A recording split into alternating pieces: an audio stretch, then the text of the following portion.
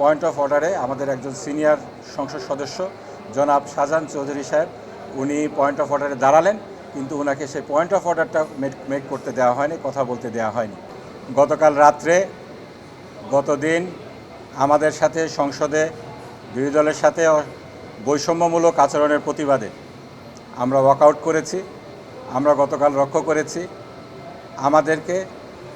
আমাদের পক্ষ থেকে যেই সময়টা দিয়ে দেওয়া হয়েছিল, আমাদের যারা বক্তব্য রেখেছিলেন সেখান থেকে সময় কমিয়ে দেওয়া হয়েছিল।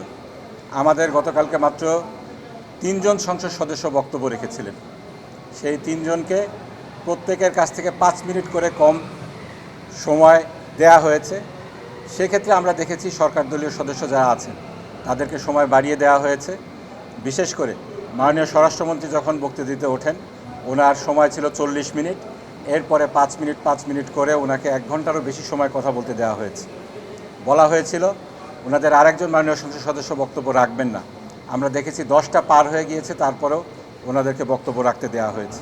আমাদের সাথে যে কথা হয়েছিল আমাদের সদস্য অনুপাতে, সংসদ সদস্য অনুপাতে আমাদেরকে কথা বলতে দেওয়া হবে, আমরা লক্ষ্য করেছি সেটা গতকালকে মানা হয়নি।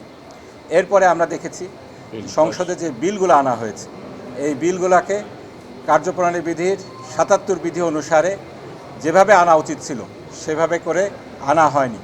প্রসিডিওরের ব্যত্যয় ঘটিয়ে আমরা দেখেছি বিলগুলোকে দিনে দিনে আনা হয়েছে। স্পিকারের এখতিয়ার রয়েছে 3 দিনের জায়গায় 1 দিনের মধ্যে কাগজগুলো সরবরাহ করার জন্য, বিলের কাগজপত্র সরবরাহ করার জন্য এটা অনুমতি দেওয়ার। কিন্তু কোন ক্ষেত্রে অনুমতি দেওয়া হবে আমরা বলেছি সেখানে যে এটাকে যদি নিয়ম বানিয়ে নেওয়া হয় যে প্রতিদিনই আপনারা নতুন করে বিল আনবেন এবং প্রতিদিনই আপনারা নিয়মের ব্যত্যয় ঘটাবেন, এটা 77 বিধির সাথে আসলে যায় না। আমাদেরকে আগে কাগজ দিতে হবে, সংসদ সদস্যদেরকে বিলগুলো পড়ে এসে তারপরে আপত্তি উত্থাপন করার সুযোগ দিতে হবে। সেই সুযোগটা আমাদেরকে দেওয়া হয় না, এটা আমরা তুলে ধরেছি। আমাদের কথাকে অগ্রাহ্য করে এই বিলগুলোকে উত্থাপন করা হয়েছে। সর্বশেষে আমরা দেখেছি পয়েন্ট অফ অর্ডারে আমাদের একজন সিনিয়র সংসদ সদস্য জনাব শাহজাহান চৌধুরী সাহেব উনি পয়েন্ট অফ অর্ডারে দাঁড়ালেন, কিন্তু ওনাকে সেই পয়েন্ট অফ অর্ডারটা মেক করতে দেওয়া হয়নি, কথা বলতে দেওয়া হয়নি। এই সকল কিছুর প্রতিবাদে শেষ পর্যন্ত আমাদেরকে ওয়াকআউট করতে হয়েছে। আমাদের বক্তব্য পরিষ্কার, এটা জাতীয় সংসদ, এখানে জনগণ আমাদেরকে নির্বাচিত করে পাঠিয়েছে, এখানে জনগণের কথা আমাদেরকে তুলে ধরার ন্যায্য সুযোগ আমাদেরকে দিতে হবে। সেই সুযোগ যদি আমাদেরকে না দেওয়া হয় তাহলে এই সংসদে থাকার আমাদের কোনো মানে হয় না।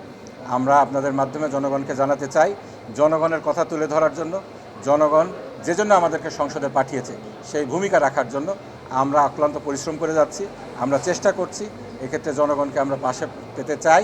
আমরা সংসদের বাইরে এবং ভিতরে এই বিষয়ে সোচ্চার ভূমিকা রাখবো বলে আপনাদের সহযোগিতা কামনা করছি। আমাদেরকে যদি কথা বলতে না দেওয়া হয়, আমরা তো জনগণের কথা বলার জন্য সংসদে এসেছি এবং এটা বলার জন্য চেষ্টা অবশ্যই করে যাব। এটা করতে যে আমাদেরকে প্রতিবাদের যতগুলো ভাষা আছে সবগুলো আমরা অবলম্বন করব। সংসদীয় একটা পদ্ধতি হলো, সংসদে যদি আমাদেরকে কথা বলতে না দেওয়া হয়, নিয়ম কানুন না মানা হয়, এটার প্রতিবাদ হিসাবে ওয়াকআউট করার সিস্টেম রয়েছে, সেই হিসাবে আমরা ওয়াকআউট করেছি। কিন্তু আমাদের কথা আমরা বলার চেষ্টা করেই যাব সংসদের ভিতরে এবং বাইরে।